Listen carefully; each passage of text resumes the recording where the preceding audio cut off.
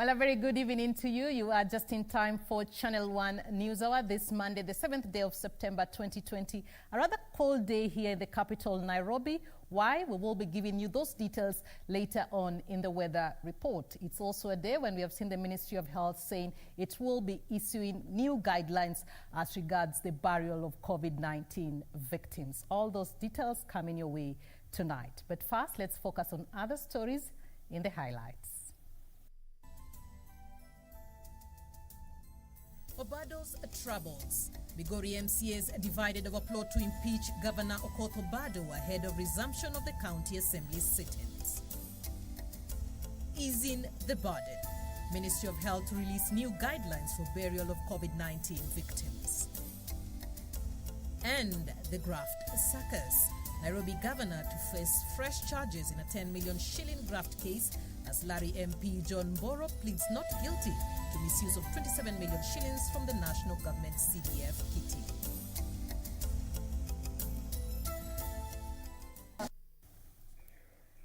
Well, Channel 1 News Hour begins right now. My name is Catherine Achieng'a. Our sign language interpreter this evening is Simon Karoda. Now let's begin with the latest from the Ministry of Health, which is now saying that it will unveil new protocols and guidelines on burial of those who have succumbed to COVID-19 before the end of this week. Now the government says the decision follows findings that reveal if properly handled, the risk of contamination by a diseased COVID-19 patient was minimal. This coming as 102 more people tested positive for coronavirus out of 2,668 samples tested, with 2 more fatalities recorded. Nancy Okware starts off tonight's coverage with that update. Yes. Since the COVID-19 pandemic struck in mid-March, funerals of those who have succumbed to the coronavirus have been characterized by health officials donned in personal protective equipment. It is a situation that has left many families battling stigma, with most unable to pay proper final respect to their loved ones for fear of being infected. However, the stigma is said to reduce after the Ministry of Health announced that before the end of this week, new guidelines will be published, giving family members more responsibility during the funerals. And see that we,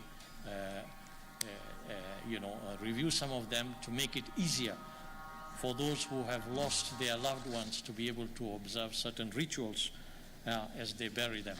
Once the patient has passed on, is actually no longer as infective. And as long as you do not get into contact with the fluids, the effectivity may not be that high. So the measures then will be more towards avoiding contact with those fluids, and you'll be using those guidelines regarding the packaging and how you handle the body thereafter. The ministry saying that if the body is well treated and no one comes into contact with the body fluids, then the risk of transmission was minimal. A COVID-19 case, a corpse, is properly treated according to the protocols. Is properly treated by being placed in a double body bag, by being placed in a coffin that is fumigated, that the risks of transmission of virus are almost nil. And of course, when the pandemic broke out, the cautions that were taken were extreme to some extent. And therefore, some of the measures were also rather extreme in ensuring that we didn't take any chance with transmission of the disease. And we hope the protocols, as we roll them out in the course of the week, we'll probably visit some of those issues and you'll not see those men in white again. And we may actually be able to release the bodies to the relatives to go and bury, and as long as they follow the protocols. The development comes on a day when the number of positive cases rose to 35,205 after 102 more people tested positive from 2,668 samples tested. Wananchi tunawaomba waendelee kuobserve zile restrictions ambapo tumeweka, na tukiendelea hivi nafikiri tunaweza fika mahali pazuri. The number of recoveries also rose to 21,310 after 80 patients were discharged, out of which 30 were from the home care and 50 from the various health facilities. 664 in hospitals today, and of this, we have a total of 25 in ICU and 10 are on supplemental oxygen. 2 more patients succumbed to the virus, pushing the number of fatalities as a result of the contagion to 599. Nancy Okware, Channel 1 News. Remember, we're also streaming this broadcast live on Facebook. You can be able to watch us on KBC Channel 1 TV. We're also live on Twitter as well as on YouTube. Now, in other news, still related to the COVID-19 pandemic, the Kenya Medical Practitioners, Pharmacists and Dentists Union is raising concern over the increase in COVID-19 cases in counties. This development comes as Nairobi and Mombasa continue to record decreasing coronavirus cases. At the same time, the medics are threatening to go on strike if their demands are not met. The union, in an update on the COVID-19 pandemic, called on the government to fulfill its pledge on the provision of comprehensive medical insurance and compensation for medics who have lost their lives in the line of duty while battling the pandemic. They have also renewed calls for the establishment of a health service commission to address the challenges encountered by the medics in the country. The medics have issued a strike notice if their concerns are not met. To fulfill its pledge on the provision of comprehensive medical insurance for the frontline workers and compensation for those who have lost their lives. The only solution to a standardized and centralized management of human resources for health is the creation of a health services commission. And as we said, this shall bring and unite all healthcare workers, unions, associations. In the meantime, the government has launched an exercise to fumigate all police stations across the country to curb the spread of coronavirus disease. Nyanza Regional Commissioner, while launching the exercise at the Kisumu Central Police Station, said police stations and police cells are high-risk spots for the spread of the pandemic due to the high number of people visiting those places. Mutinda said the fumigation exercise is set to commence across all the 6 counties in Nyanza region, starting Wednesday this week, with respective county commissioners and police commanders directed to utilize Kazi Mtaani youth to do the exercise. It started in March this year. Our police officers have not been left alone. They have been victims of the virus, and as we are talking, quite a number of police officers all over the country have been affected. And as a result of that, the government from last week has initiated a program whereby all the police stations within the country are going to be fumigated, and in Nyanza region, Kisumu Central Police Station will be our first police station to start with. So this will go a long way, and I think in helping us curb the spread of COVID in our cells. And even after this, we encourage our station commanders to be fumigating the cells at their own, severally within a week, so that we guard against the spread among our officers and the prisoners. Separately, a food program for school-going children has been launched in Dagoretti by a non-governmental organization in partnership with the Ministry of Education, aimed at ensuring school-going children access at least 1 meal a day on resumption of classes. The pupils will be expected to pay at least 15 shillings each to receive the meal. So we came up with the idea as Dagoretti South leadership that we should have a central kitchen that will be cooking food in a central place for all the children in our constituency, so that we take advantage of the economies of scale to make lunch affordable but more nutritious for our learners. Elsewhere, as the effects of COVID-19 pandemic continue to take a toll on Kenyans, 3 Little Sisters of the Poor Orphanage for Elderly Persons in Tudor, Mombasa County, are appealing for financial assistance to enable them to cater for elderly persons confined in their institution. The orphanage can no longer feed or cater for the medical bills for the elderly owing to the economic effects of the pandemic. We have people who are suffering from diabetes, high blood pressure, even we have several cancer patients. All this, they need medicine, they take medication every day. So if there is somebody there outside who would like to help us, you are always welcome. And in the meantime, a group of residents from impoverished families in Thika, Kiambu County have petitioned the government to expedite the arrest and prosecution of those who misappropriated COVID-19 funds. They want the government to ensure all persons involved in the alleged embezzlement of funds meant for COVID-19 response measures brought to justice. Sasa hii pesa ya COVID inakuliwa na watu wako viti ya juu. Hao watu wako na kazi, wako na pesa, lakini wanataka kufikia hii kitu kidogo ile inasaidia watu wasiumie sana. Ningeomba serikali ifuatilie hiyo mambo, make sure hizo pesa zimepatikana na zimerudishwa, ndio sifanye kazi yenye inastahili. Juu watu wanaumia kusema ukweli.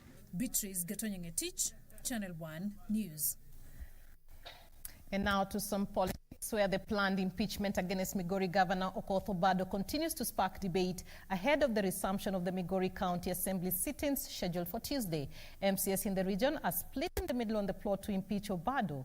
This as a section of youth from Migori County have challenged the governor to follow the law and step aside as ordered by the court, appealing for calm in the region. The planned impeachment motion of Migori Governor Okoth Obado took precedence ahead of the resumption of the County Assembly sitting, with a section of MCAs vowing to support the motion to remove the governor from office. Isbania Ward MCA Elias Nyahure says the leaders from the Kuria community, however, will not back the impeachment of Obado for fear of antagonism. Nyahure argued if the deputy governor ascends to power and a motion to impeach him is brought in front of the House, they will lack the numbers to oppose his ouster, hence lose representation in the county government. We are only 14 Kurians MCS out of 57. On the rural side, there are 43. So that small number, can it be enough to vote or to make the DG, who is a Kurian, to be a governor?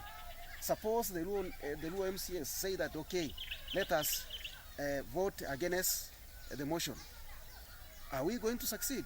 This even as the Suba Council of Elders chairperson Riogi called on the ODM party to stop meddling with the affairs of Migori County, which he says has caused unnecessary tension and destabilized development. Hii kesi ya Obado inaendeshwa na party au inaendeshwa na serikali?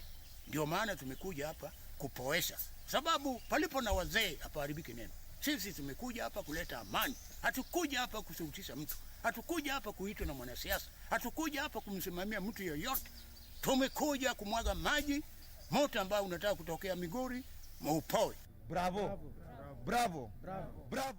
And a section of Migori youth are demanding sobriety in the ongoing debate on the planned impeachment of Governor Okoth Obado. The youth under the Migori Youth Council and the People's Law Society have challenged the governor to follow the law and step aside as ordered by the court. We want all corruption cases in the country to be handled according to how Justice Ngugi Mumbi made her ruling, that if you are an elected leader and you're in the office and you've been charged or the allegations about you stealing from public coffers, resign or leave the office.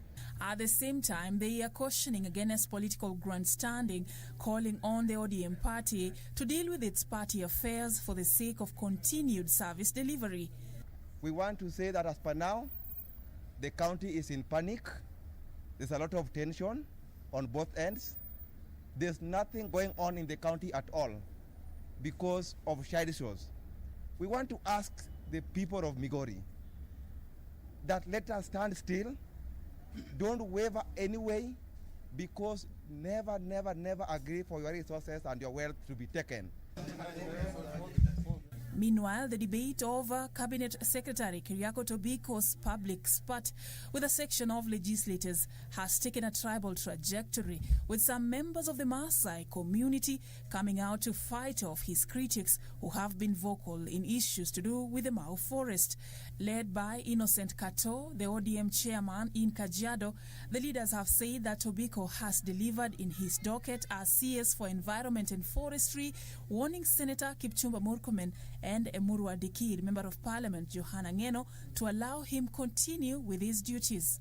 I want to tell Murkomen, ukuwe na heshima, because ukiguza Tobiko, umeguza community yote. Ukiguza Tobiko, mmeguza Uhuru Muigai Kenyatta. Na sisi we are behind as a community. Tobiko has delivered Mau Forest. He has delivered City Park. He has delivered Michuki. He has delivered. Now he's working on Ngong. Now, what are you telling us? Tunaamua kusema leo kuambia Kenya life. Sisi iko masho ya Rais Uhuru Kenyatta anaitwa Keriako Tobiko. For Channel 1 News, I'm Safin Achieng'a. And now Nairobi Metropolitan Services Director Major General Mohammed Badi is faulting Nairobi County government of frustrating its efforts to deliver on its mandate of 4 key functions pursuant to the deed of transfer. Badi has blamed frequent court injunctions and alleged diversion of county funds for slowing down their mandate. This comes as Senate is expected to resume its sittings on Tuesday, with the committee seeking to find a formula for sharing revenue, yet to craft a widely accepted formula. Nairobi Metropolitan Services General Mohammed Badi says corrupt revenue system and numerous court injunctions have turned into a nightmare efforts by NMS to collect and access revenue raised in the metropolitan area. It's unfortunate that every time we take 2 steps forward, somebody pulls you back. But we are determined that we will do it. While appearing before the National Assembly Security Committee, Badi said cartels have made it hard for NMS to fulfill its function, as revenue collected is allegedly manipulated into personal accounts. Could you clarify? You said in one of the systems, money would go to National Bank and within minutes diverted personal accounts? It's manipulated, yes. Manipulated personal accounts. Yes. Has any of these accounts been identified and probably court cases? No. The system in the bank will show where the money went. No, the system in the bank shows only the legal money that comes in. The one that is diverted is not shown. And it will never show the records of the diverted money. So that's why we are backing to change the system. According to Badi, Nairobi County government has been frustrating efforts by NMS to take over development projects. The committee also required NMS leadership to explain why they've accumulated 1.2 billion shillings in pending bills since they assumed operations. You have adopted some of the Nairobi County government projects and hence some of the pending bills. But the question is, was there an audit that transitioned you from what was being done to what you are now what you have now taken over? You have really done quite a bit in every other area. But maybe you can also tell us what you're doing about the garbage collection, because that is where we find so many cartels and they have never stopped to be in control of garbage collection of Nairobi City. What is the 3 priority thing that you need this community to help you? And how do you want us to help you? Because we want the success of the MNS, because we are convinced and we could hear the plans that you have for this Nairobi. And most of us really, we come from counties, yes, but we all of us live in this county, Nairobi. One of the biggest problems is payment of pending bills. Honorable Chair and members, when we came in, there were pending bills since 2013 up to today that have not been settled. Although we have prepared a list, we have been taken to court to stop payment of pending bills. NMS subsequently told the Paul Koinange-led committee that it's in the process of putting in place traffic models and revenue collection system, which once successful will be rolled out in all the 47 counties. In terms of the transferred functions, it's a major challenge, and you can see him always in TV trying to challenge the functions that I have. But with my background, and I'm not a politician, I only know work. So mine is just administration. But DG, we saw you shake hands and smile and celebrate. That was only for photos. After that, we disagreed. Separately, the Senate is expected to resume its sitting on Tuesday afternoon after a short recess. Senators will once again be expected to debate the controversial county revenue sharing formula that has been a subject of discussion by an ad hoc committee put in place to unlock the stalemate. senators remain divided on the best formula to share 316 billion shillings allocated to counties. For Channel 1 News, I'm Gladys Mungai. And now the Tharaka County Governor Muthomi Njuki spent the better part of Monday at EACC head offices where he was grilled over graft claims in the county. Governor Muthomi and 16 other county government officials are on the spot of a 34.9 million shilling tender that was allegedly awarded irregularly. Kevin Washira has the details. Tharaka County Governor Muthomi Njuki and 16 other county government officials were grilled by the Ethics and Anti-Corruption Commission over 34.9 million shillings tender awarded irregularly. The tender was for the supply and installation of a solid waste incinerator, which was procured without an environmental impact assessment test as required by the law. Last Friday, the Director of Public Prosecution, Nurdin Haji, said 7 companies, including some associated with the governor, put in bids for the tender. The tender was awarded to a company named Westomax, which submitted fraudulent documents. The Tharaka County Governor and his county officials are set to be charged in court to answer to the charges this week. Kevin Washira, Channel 1 News. And elsewhere, Nairobi Governor Mike Sonko is expected to take a fresh plea in a 10 million shilling graft case against him after the prosecution amended the charge sheet to include abuse of office charges. Meanwhile, Larry Member of Parliament John Mburu Mwangi and 8 others have pleaded not guilty to misuse of 27 million shillings from the national government CDF kitty. They were released on a different cash bail ranging from 500,000 shillings to 5 million shillings and barred from accessing the national government CDF office in the constituency. Nairobi Governor Mike Mbovi Sonko, who is facing graft allegations of 10 million shillings, will take fresh play on the 14th as hearings in the case continue. This follows the move by the prosecution to amend the charge sheet to include abuse of office charges against the governor. Chief Magistrate Douglas Ogoti ordered the defense to be served with all unredacted documents through a common email 36 hours before the hearing of the case. The prosecution was also ordered to supply a schedule of the chronology they used to call witnesses within 7 days of the hearing. The prosecution has lined up 20 witnesses, with the trial expected to take approximately 144 hours. Now, parties are encouraged to plead again, and in any case, all the court will need is such information to go on record that the bargaining has been initiated. This will not be allowed to interfere with the trial. The court will only wait for the pre-trial argument in order to consider the same. High Court Judge Mombi Ngugi has deferred the murder plea taking of Chris Obure and Robert Bodu, who are facing murder charges in the death of Kevin Omwenga, to Wednesday this week. This is to allow Obure argue his application challenging the murder trial.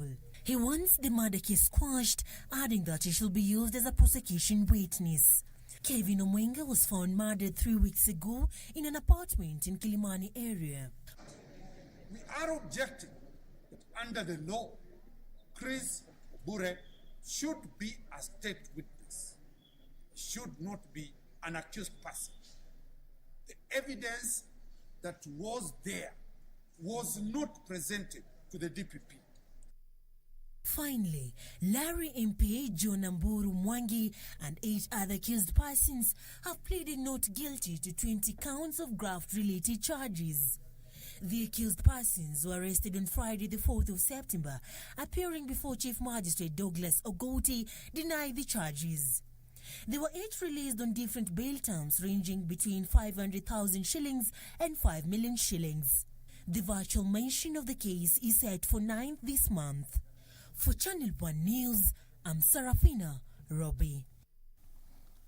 And now police in Bute, Wajir North Sub-County have launched investigations into an incident which left 5 people dead and 3 others seriously injured. The 5 include a border operator and 4 casual laborers from neighboring Ethiopia. Confirming the incident, Wajir County Commissioner Jacob Narego stated that the incident was triggered by a revenge attack. A somber mood engulfed Bute in Wajir North Sub-County. This is after at least 5 people were killed after a Boda Boda operator was allegedly killed by his client. A situation that prompted his colleagues to retaliate, leaving 4 people dead and 3 others injured at Bute Sub-County Hospital. Walikuwa na hamaki na baada ya kuwa na hamaki waliweza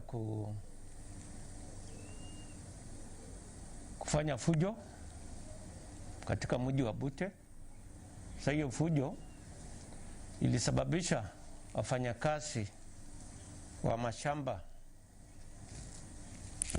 ama casual laborers ambayo wanafanya kazi kwa mashamba na kwa nyumba ya watu ambaye anakuwa suspected. Confirming the incident, Wajir County Commissioner Jacob Narengo said security has been beefed up in the area, urging residents to allow the course of justice to take course. Sio vyema kitu kifanyika watu wanajishukulia sheria mkononi mwao, na tumesema kwamba kitendo kama hicho hatuwezi kubali tena. Tulitoa tahadhari kwa wananchi kujichukulia sheria mkononi mwao kwa sababu tuko na sheria ya kutosha. These even as he called on those with reliable information to aid the authorities so as to bring the culprits to book. He further stated that 275 casual laborers from neighboring Ethiopia had been repatriated to Moyale town in efforts to calm the situation. Reporting for Channel 1 News, I'm Jackie Wambiru. And now a section of youth in Kiambu County want the county bosses to account for all the monies received from the Exchequer before threatening to close down counties for lack of funding. The group claims governors must account for billions of monies allocated to counties, even as they seek for more funds to battle the coronavirus pandemic. A week after governors through the Council of Governors threatened to shut down counties in 2 weeks and send staff on leave if Senate failed to reach a consensus on revenue allocation formula, a section of youth from Kiambu County have accused county bosses of hypocrisy, claiming billions of shillings from the Exchequer remain unaccounted for, yet governors still want more funds. We are perplexed, actually.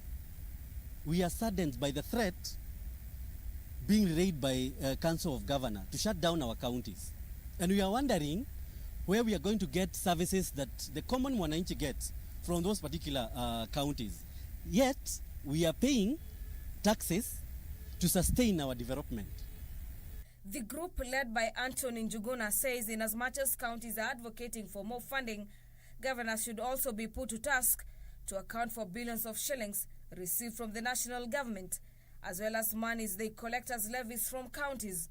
The youthful leader said should governors make good their threat, citizens have a constitutional right to push for dissolution of counties and pave way for fresh leadership. Sisi Wanjiku ni sisi tuliowachagua, tukawapa mamlaka ya kuwa governors. Wamerudi kwetu na kutuuliza kama ni vizuri kuvunja ama kuvutilia mbali hizi county government. Kwa hivyo wajue sisi tumeweka pale na sisi tunatazama, na kama watatumia mamlaka vibaya, sisi tuna uwezo, sisi tuna nguvu ya kikatiba ya kuweza kuwaita na kurecall the county governments na tuende kwa elections ama tukae bila hizi serikali up to 2022. The Senate hasten this particular process of hearing, and we are saying 1 man, 1 vote, 1 shilling is the only way out. The group, which is also in support of 1 man, 1 vote shillings in the revenue allocation, also called on the Senate to resolve the revenue allocation impasse and ensure the disbursement was commensurate with the number of people in a particular region. For Channel 1 News, I'm Gladys Mungai. And now a family in Kiwanjani, Silo County is appealing for help following a bandit attack that left the sole breadwinner incapacitated while his visually impaired wife is unable to provide for the family. The man who was the breadwinner was attacked by bandits and was admitted in hospital for 2 months. He has since been discharged and requires constant care. According to Emily Wanja, her husband Douglas Mithika, who is a border rider, left for work on 12th July but failed to return that evening. He was found the following morning lying unconscious by the roadside near his home with severe head injuries believed to have been inflicted by criminals who have been terrorizing residents around Isiolo Airport. She says since then, Mithika has been receiving treatment at the Isiolo County Referral Hospital until 2 weeks ago when he was discharged, albeit with serious repercussions. Wanjana macho hiyo bwanake ndiye alikuwa anamsaidia, ana kitu chochote. Sisi ndio huwa tunamsaidia tukipata, tukikosa, tunakaa hivyo. She notes that the husband can no longer talk or do anything by himself. He is fed and bathed. This, she says, is a double tragedy for the family who were ejected from the rental house they have been living in owing to rent arrears. A neighbor offered a small wooden house where Wanja now houses her 2 boys, while Mithika lives with one of his brothers. The young family now fully depends on their neighbors for food since the attack. Akona mtoto mmoja wa class 1 na mwingine January anaelekea shule, ana uwezo wowote na hakuna mwenye anamsaidia. A neighbor, Belinda Karambo, appealed to the government and the National Council for People Living with Disabilities to intervene and ensure that the young family gets the much needed help. Tukipata tu yenye tunapata, si wenyewe tunafanya vibarua. Tukipata, tukikosa, tunakaa hivyo. Sasa naomba tu serikali, yani vile inaweza tu imsaidia hata na chakula, na hiyo pesa ambayo walemavu wanasaidiwa nayo apate msaada. Beatrice Gatonyenge-Tich, Channel 1 News. We do hope they get the much needed assistance. Now elsewhere, the United Kingdom has confirmed 2,988 new coronavirus cases, its highest number since May 23rd. United Kingdom Health Secretary Mark Hancock says it is concerning that coronavirus cases in the country are on the rise. Over 27 million people across the world have been diagnosed with COVID-19 according to data from Johns Hopkins University. The United Kingdom has seen an upward trajectory in the number of coronavirus cases, with 2,988 fresh cases reported, the highest since 23rd of May. The cases that are predominantly among younger people, according to the UK Health Secretary, are a major concern. Meanwhile, India's coronavirus infections have surged past 4.2 million on Monday as it overtook Brazil to become the country with the second highest number of cases. This makes India the second worst hit country by the global pandemic after the United States. South Korea has reported 119 new cases, with 2 people dying from the pandemic. China has had 12 new cases, with no one succumbing to the pandemic. In Ukraine, however, there has been a rise in reported cases as the country has confirmed 2,174 new cases and 31 deaths. Australia has had 43 new cases and 9 deaths. In Russia, the new cases are stand at 5,131, with the death cases standing at 51. Since the first case of coronavirus was reported, over 27 million people have been diagnosed with the disease, with over 8 million people succumbing to the illness. 19 million people have been reported to have recovered from the disease, according to data from the Johns Hopkins University. Yusuf Farah, Channel 1 News. And now Kiambu Governor James Nyoro has terminated the services of a section of Kiambu County Municipality Board, citing they were not qualified for the role as per the requirement of the law. Nyoro says a section of the board lacked the skills and capacity required by the World Bank to ensure proper governance. This and more stories in the county briefs. Kiambu Governor James Nyoro says most of the members serving in 6 municipalities within Kiambu County were handpicked by his predecessor without following due process. Nyoro, however, said the affected employees will be redeployed to serve in other areas within the county. We are in the process of recruiting new board members following the law. The law is very clear on who becomes board members, including the representation from business community, the representation from the private sector, and so on. Elsewhere, Mudidi Market in Muranga County is set for a major facelift after the national government commenced construction on the facility.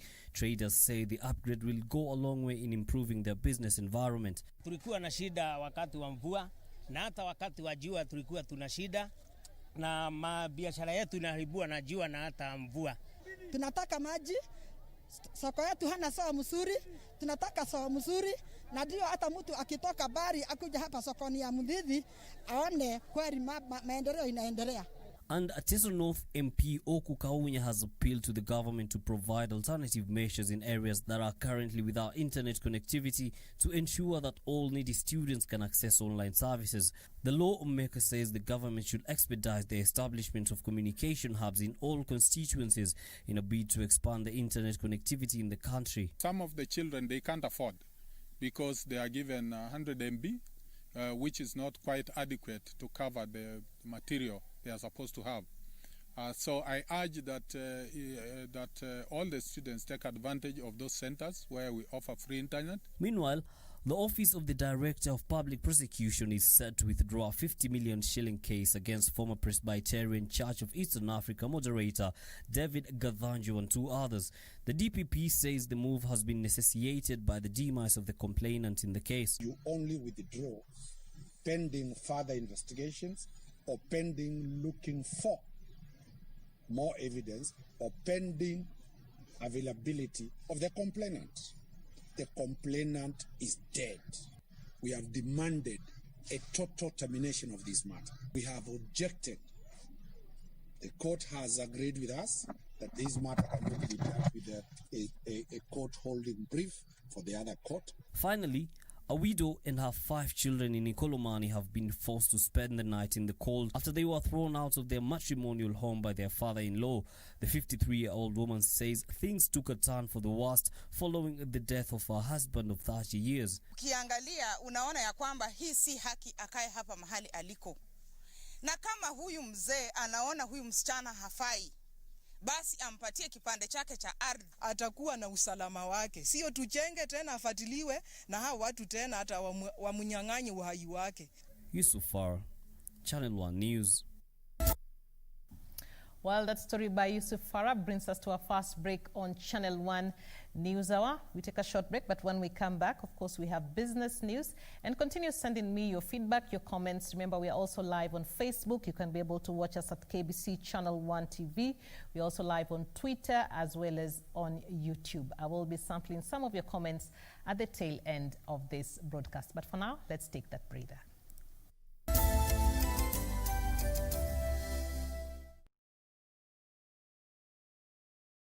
On the next episode of Corner. Simaanishi kuwa mkatili. Nampenda Mona na Agnes. Lakini hao wengine sijui ni nini niliona kwao. What was that back there? Why are you so sensitive about Julia's office? I thought she's fine. She's not herself yet. You know that. She's alive and healthy. I just hated the not knowing. But this place I can handle. You're a very strong woman. Especially now. Oh, Mama. You are a strong woman, Mama.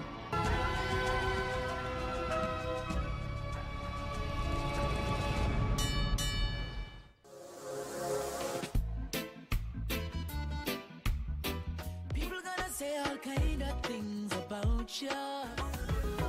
With them on. Shake up. Need to mush you and done to mush you. When your booty got show me now. Baby, one time. Bossy baby, give me 2 times. Full 180. Crazy. Trago y ella la botella. Let's go. Ha. I needed some with some bopping. Mamacita, where you at? I've been trying to reach you. Choro, choro, choro, choro, choro, choro. Te pago. Katoto shepu awe, ayawe, ayawe. Tekenya katoto, kamini tekenya, tekenya. Next on. Ramon, this is Sophia. I have 1,000 things to say, but the most important one is I love you. I have always loved you, and I always will. I came to Mexico to look for the love of my life. And what makes you think that you'll find him here? He moved to the city. I'm such an idiot. I lost him. In love with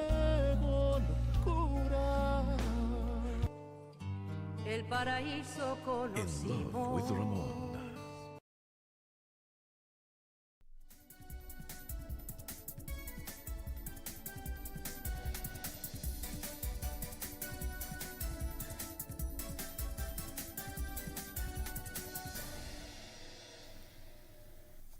Very well, let's now take a look at the world of business, and we begin with the latest, where Kenya has put under control the threat of desert locusts, with the deadly swarms now present in 2 counties of Turkana and Samburu. The Food and Agriculture Organization, FAO, says Kenya should be free of large-scale infestations altogether by the end of this year. FAO Director of Emergency and Resilience, Dominic Burgeon, says there is a threat of reinfestation towards the end of the year, urging Kenyans to be on the lookout. Since December last year, the Horn of Africa has been battling with a unique challenge: billions of desert locusts that continues to decimate vegetations in large parts of the region. In Kenya, the locusts have so far affected 29 counties, putting millions of Kenyans at the risk of starvation and worsening the country's food security. Of course, we have also explored because locusts and other pests are not just, they are migratory. There is a regional problem. What we can do to strengthen the partnership in the region and how to coordinate and work closely with other countries. However, a concerted effort by the government and the Food and Agricultural Organization has managed to put the situation under control. You can consider that over 315,000 metric tons of cereal have been protected. I mean, we didn't lose 315,000 metric tons of cereal thanks to this control operation. This is to roughly produce enough food to feed about 2 million people for a year. We have also been able to protect the livelihood of about 150,000 pastoralist households.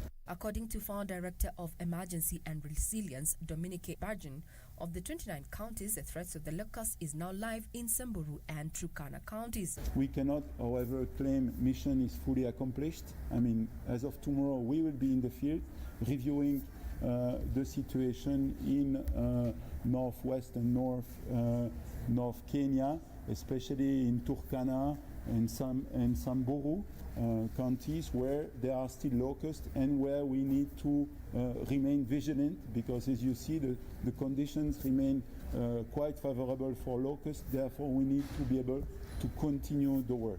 While releasing the latest impact assessment report, Burgeon noted that the current interventions to mitigate on the impact of the pest have borne fruit, with 315,000 metric tons of cereal salvaged.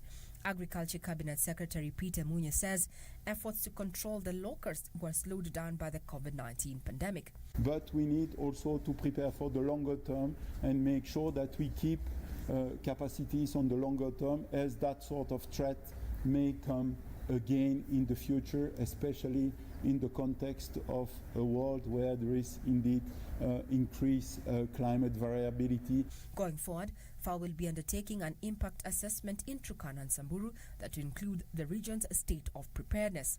The Agriculture CS says the impact assessment report will inform future interventions. Regina Manyara reporting for Channel 1 Business. And now Agriculture Cabinet Secretary Peter Munya has cautioned the Kenya Tea Development Agency from inciting its members against the proposed tea regulations. Munya argues that digitization of the tea auction process means more money to the farmers owing to its transparency that will effectively lock out cartels that have exploited poor farmers.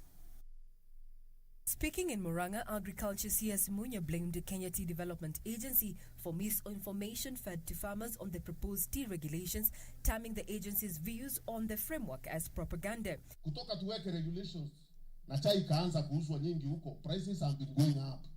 Kwa hivyo, hiyo propaganda ya kutuambia ati chai itaanguka ikienda yote kwa auction ni msaa. He alleged that the method the agency has been using to sell tea is flawed, leaving farmers at the mercy of exploitative cartels. Ile mambo ya kuuza chai chini ya meza.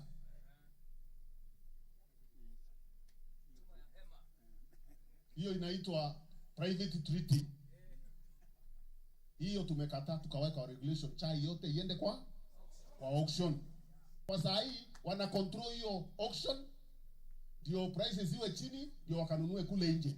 However, the tea agency says the proposed tea reforms are designed to bring down stable small-scale tea farmer industry in Kenya. They want the timelines revoked and a consultative process involving all stakeholders kick-started. The regulations are to be factored in the tea bill currently before Parliament so as to ensure the operations and marketing of tea is under a government policy after determination of an ongoing court case. Hawa directors wanasema hakuna bonus mwaka huu. Na unashindwa bonus imeenda wapi na miaka hiyo ingine inaenda wapi? Majani chai hawakutupatia fertilizer.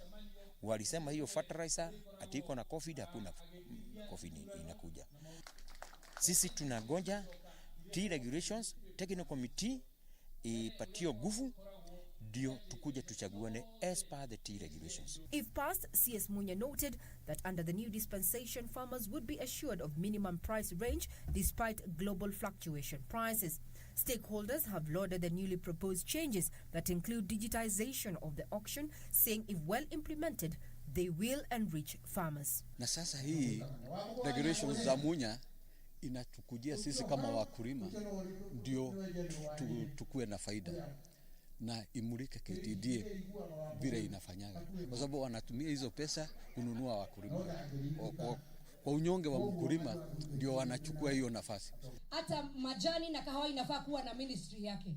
Kwa hivyo tukiangalia hata kama ni maneno ya fertilizer, kama wakulima wale wengine wanapewa fertilizer, wakulima wa mahindi haileti pesa nyingi kama majani chai. Hata hao wakulima wetu wapewe fertilizer na serikali. Regina Manyara reporting for Channel 1 Business. And now troubled retailer Tuskys has relaunched its business after securing funding from undisclosed investors. The company says the exercise will see all the 53 branches rebranded to improve customer confidence. Head of Business Development, John Mutiriri, says the company has also struck a deal with suppliers that will see all branches restocked. Family-owned retailer has been teetering on the brink of closure due to mounting debt, failing supplier confidence and dwindling financial trust to replenish essential items on the shelves, leading to empty shops. However, last month, the company said it had secured funding from private investors in a major reprieve to the owners and debtors. The retailer has announced a major rebranding exercise that will see all its aging 53 branches get a facelift. We've really stocked up this store, and not only this store, but this is an exercise that we are doing across all our stores in the country.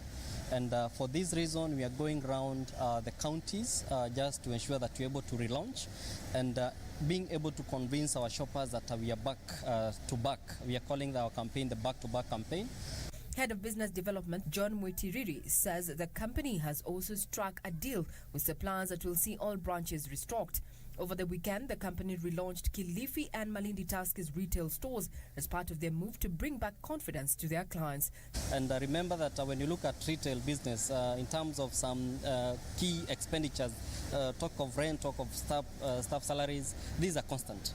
And when the disposable income happens and there is less spending, of course, a business tends to shake a bit. The company has lost significant clout to rivals, Naivas, and Newcomer Equipment, which has been on an expansion countrywide.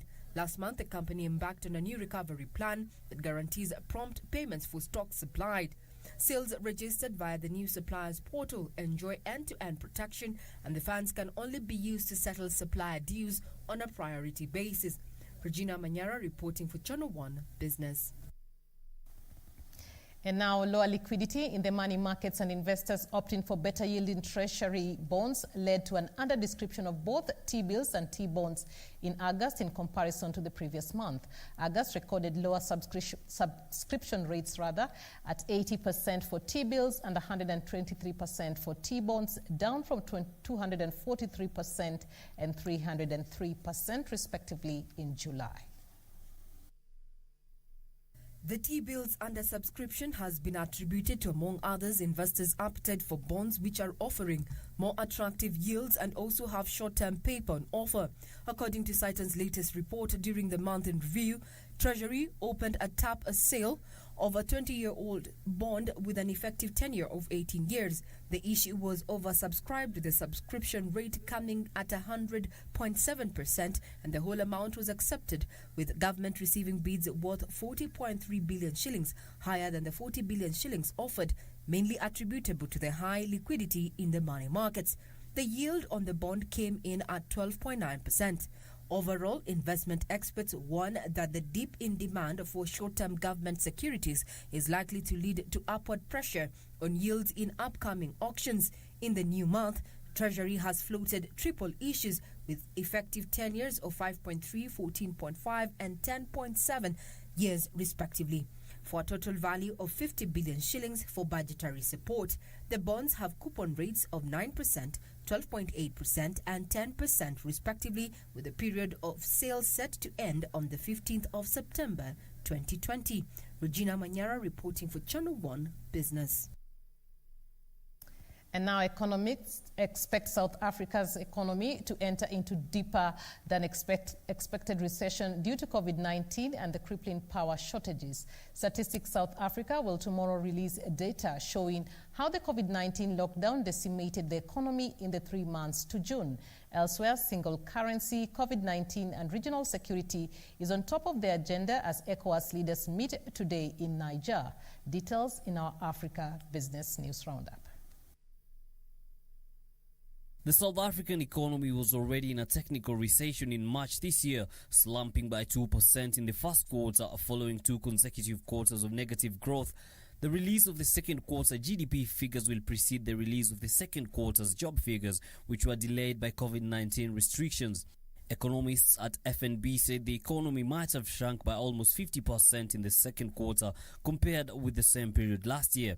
FNB economists said their high-frequency nowcast model anticipated that GDP contracted by a seasonally adjusted annualized rate of 47.3% quarter-on-quarter.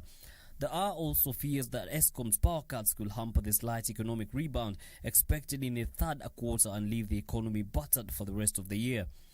Elsewhere, leaders of the economic community of West African states head for Niamey, Niger Republic, to participate in the 57th ordinary session of the ECOWAS Authority of Heads of State and Government to consider reports on several issues. The summit is expected to receive the report on the ECOWAS single currency program to be presented by President Julius Maada Bio of Sierra Leone and chair of the Authority of Heads of States. The economic community of West African states had agreed to embrace the ECO as its single currency for the 15 countries within the community, with a deadline set for 2020.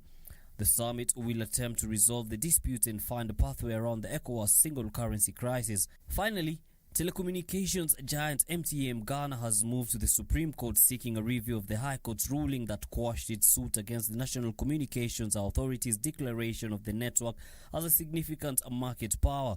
In a statement issued on September 5th, MTN said it filed papers on Friday, September 4th at the Supreme Court after a careful review of the court's judgment. On September 1st, 2020, the High Court of Justice dismissed the company's application for a judicial review of the declaration by the NCA of MTN Ghana as an SMP.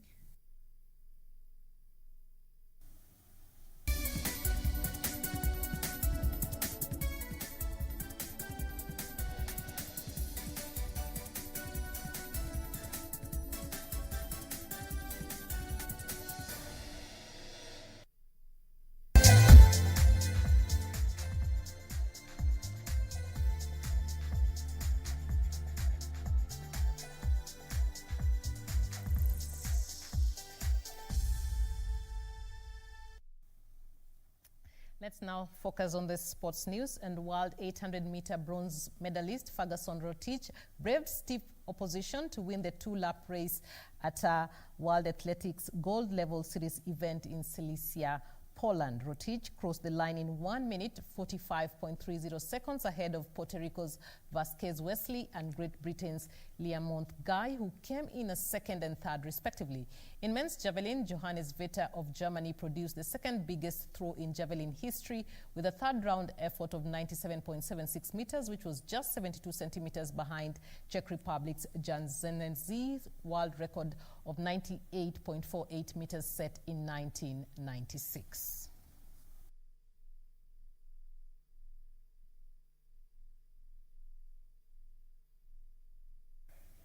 And now Manchester City players Riyad Mahrez and Aimé Laporte have both tested positive for coronavirus. Both players are currently observing a period of self-isolation in accordance with Premier League and UK government protocols. Neither Mahrez or Laporte is displaying symptoms of the virus. In a statement, City says the club wishes them a speedy recovery ahead of their return to training and the new season. City's first game of the new season is away at Wolves on September the 21st.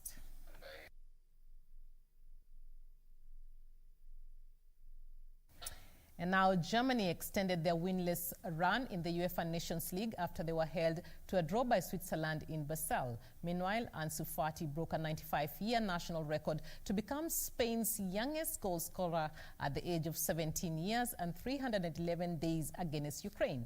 Fati is also the youngest goal scorer in Champions League history and Barcelona's youngest scorer in La Liga.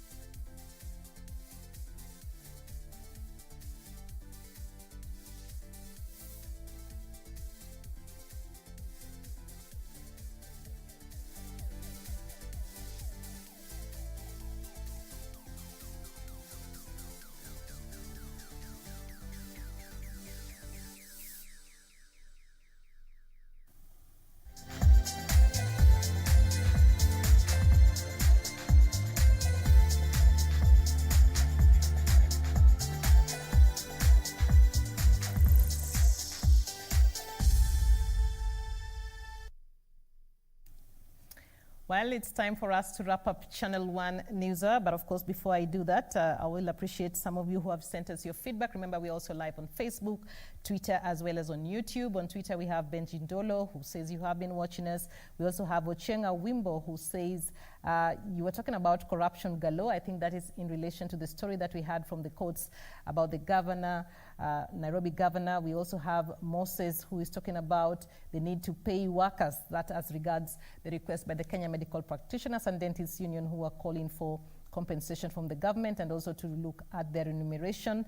On Facebook, we have Lazarus Chigak, who says you've been watching us from South Sudan and saying you really love KBC Channel 1. We also have Stephen Oroni, who is saying that you're watching with your family from Adungosi. We also have Jepngetich Muma, who is saying you're watching us from Soin in Sigowet, Kericho County, and you say you love watching KBC. Its news is not diluted. You have all the information. Manye Momanyi saying you're watching us from Kisii in Amaboko. Anthony Kinywa saying you're watching us from Meru. Martin Simiu, you're in Eldoret. You say you're also watching us. Augustine Kavia, you're saying you're watching us live and direct from Ntengenye in Kisau, Makueni County. Lots of responses. I can't be able to take all of them. But of course, we appreciate you watching Channel 1 News Hour and giving us your feedback on what you think on some of the stories that we have been airing for you. But for now, it's time for us to put a cap on the show. As always, thank you, Kenya, for watching. My name is Achieng'a. Our sign language interpreter this evening is Simon Karoda. But before we wrap up, of course, for the past 2 days, if you're in Nairobi, it has been exceptionally cold. We've also experienced fog. Why is this happening in September? Rarely do we see cold weather in the month of September. So all those answers are up next in the weather report by Irene Muchuma Odim. Irene, tell us why it is cold in September. Well, Kate, you're not the only one who is asking why the cold season in the month of September, a month that is normally characterized with dry weather conditions. Well, this is because of the transition from the dry season to the wet season. The dry season normally begins from June, July through to August, and the wet season begins from October, November through to December. Now, September is in between, and the abrupt transition from one season to the other is the reason why we're experiencing cold weather conditions over most parts of the country. And in other counties, there are hailstones. This is Narok County, and weather patterns that are also being experienced in other mountainous regions. Weather experts say that this will continue, though as we come to the close of this month, warmer conditions will prevail. Thank you for your time. My name is Irene Muchuma Odim. This is Channel 1 Weather Updates, and tonight Most parts of the country have been covered with partly cloudy conditions, though there are wet conditions in the county of Nairobi and counties around the region. There are showers accompanied by thunderstorms of a few places in the county of Kisumu and especially around the lake and a few areas over the northwestern parts of the country. Weather patterns that will continue through to the morning hours. The capital will experience rains of a few places during the early morning hours. Weather patterns that will also be experienced in the county of Meru and Nyeri. There'll also be cloudiness of a few places in Machakos. The northeastern parts of the country will mainly experience sunny conditions, weather conditions that will also be experienced at the coastal strip. The Lake Basin region will mainly be sunny, similarly in the western parts of the country, but there will be rains in the county of Kakamega, and also rains will prevail along the border of Kenya and South Sudan, and also along the border of Kenya and Uganda. In the afternoon, we'll see changes in weather patterns, especially over the western parts of the country. There will be showers accompanied by thunderstorms in Kisii, Kakamega, Bungoma, Eldoret, and areas along the border of Kenya and South Sudan, that is in the county of Lodwar. Areas around Samburu will also be affected. The northeastern parts of the country, the coastal strip, and southeastern lowlands will, for the better part of the afternoon, experience sunny conditions. But for you in Nairobi, Meru, Nyeri, and Machakos, expect showers over several places during the afternoon hours. Temperatures in the capital will range between 18 and 14 degrees Celsius. Mandera will experience the highest temperatures at 35 degrees Celsius. And on that note, let's now cross the borders and have a look at the international forecast. Do have a good night, be warm,